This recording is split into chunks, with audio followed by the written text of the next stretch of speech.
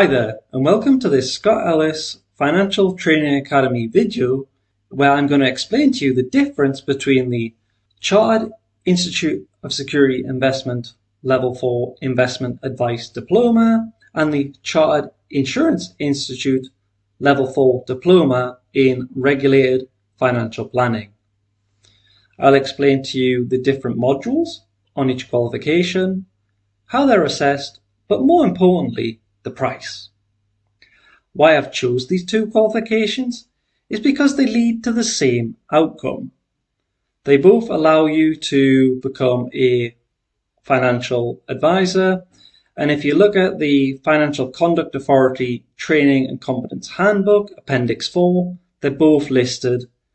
They both allow you to do the same regulated activities. So, firstly, we will look at the Chartered Institute of Security Investment Level 4 Investment Advice Diploma. This one takes you longer according to the Ofqual total qualification time of 426 hours.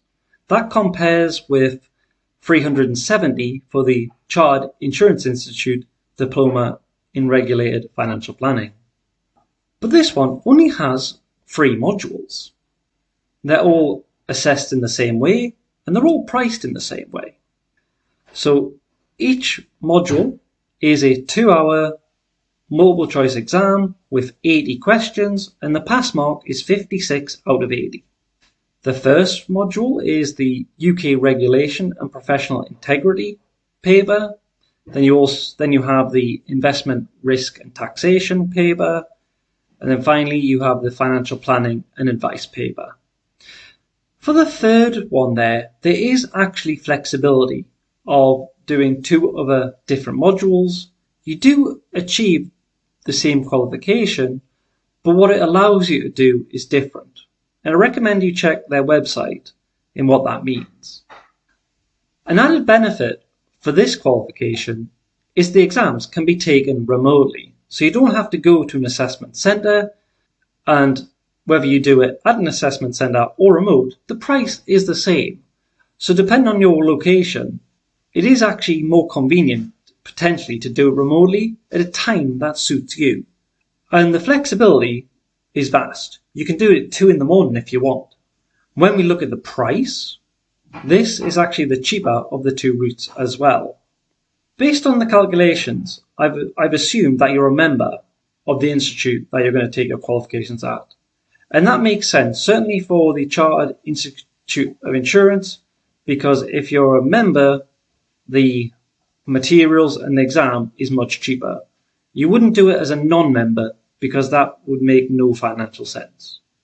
But for the CISI, you can do it through what's known as their saver, where you buy the book, that's print, ebook. They give you access to their Revision Express and the exam. But if you go through this saver, you need to book the exam at the same time as buying the materials. And sometimes that's not convenient because you don't know when you'll be ready for the exam. Alternatively, you can buy the link pack, which is again the book, the ebook, and their Revision Express separately, and then the exam at a later date. If you're doing this, it is only an extra £30. So it's probably worth doing that rather than the saver. It is worth noting that the exam cost is quite high relative to the materials. So the current price, for example, is £277 per exam.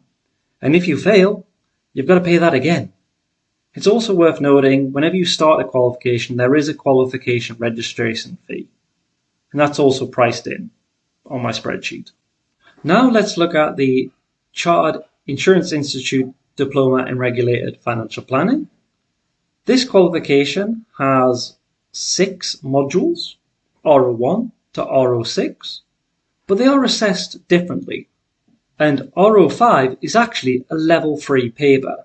So sometimes it might be better to start with RO5 because it's level 3 to kind of gauge the level of difficulty.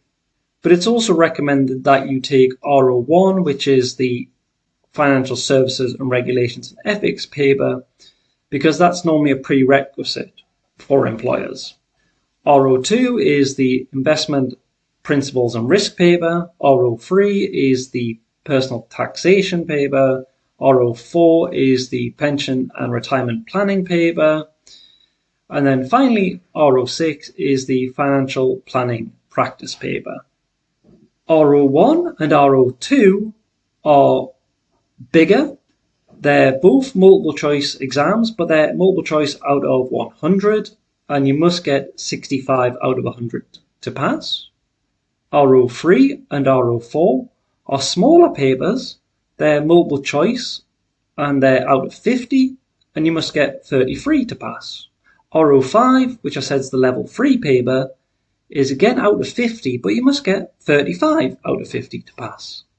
And then RO6 is actually a case study paper, which is not multiple choice, but written based on case studies. And the pass mark for this is 55%. Given the range of modules here, they're all priced slightly different. Again, see the spreadsheet for more details. You can go for a basic approach when you just buy the book. Again, the book price differs depending on the module, and arguably you can buy the book from a third party rather than the institute itself, and the exam-only fee is cheaper than the Chartered Institute of Security Investment at a price of £129 for the majority, but the level 3 RO5 paper is £118. So you could go for book and exam only, which would be the cheapest route. The more comprehensive route is if you buy their Enrollment Plus packages, which includes the study text. You have an option between digital and print, exam assessment entry, and revision aids. If we look at a comparison, assuming that you're a member for each, if we look at the basic, where you just kind of get the book and do the exam, then the Chartered Institute of Security Investment comes out at £1,305, and the Chartered Insurance Institute comes out at £1,410. If you look at the more comprehensive packages, which includes the book, practice and revision materials, for the Chartered Institute of Security Investment, it's coming out at £1,275, and for the Chartered Insurance Institute, it's coming out at up to £1,762. That's if you're buying the book in print. So if we're going to compare purely on price, then the Investment Advice Diploma from the Chartered Institute of Security Investment is the cheaper of the two routes. So in summary, the Investment Advice Diploma potentially takes you longer, but is more uniform in that it's only 3 modules examined in the same way, the same pricing structure. Or you can go for the Diploma in Regulated Financial Planning, which is 6 modules, so you may argue potentially more comprehensive looking at what each module covers, but you have to bear in mind that it costs more and the range of assessment. I hope you enjoyed this short comparison. Please look at the links in the description for a spreadsheet to show you the pricing, which is correct at the time of recording, and links to both the qualifications. If you like this video and want to see more content like this, please subscribe, give me a like, and in the comments, provide your feedback and ask for what you'd like me to cover moving forward. Thank you.